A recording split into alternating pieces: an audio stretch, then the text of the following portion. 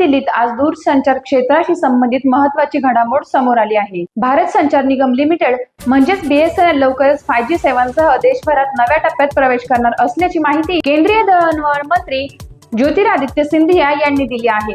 लोकसभेमध्ये विचारलेल्या प्रश्नाला उत्तर देताना स्पष्ट केले की BSNLच्या खासगीकरणाचा सरकारचा कुठलाही विचार नाहीये।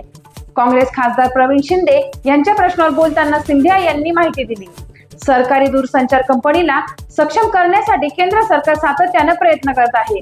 BSNLच्या 5G सेवांमुळे ग्रामीण आणि शहरी भागातील डिजिटल दर कमी होण्याची अपेक्षा व्यक्त केली जात आहे। सध्या खासगी कंपन्यांच्या स्पर्धेत टिकून राहण्यासाठी BSNL विविध सुधारणा करत आहे। या पार्श्वभूमीवर 5G सेवा सुरू होणं ही कंपनीसाठी मोठी संधी मानली जात आहे। सरकारच्या या भूमिकेमुळे BSNL कर्मचाऱ्यांमध्येही दिलासा व्यक्त केला जात आहे। अशाच अपडेटसाठी पाहत रहा टाइम्स ऑफ महाराष्ट्र।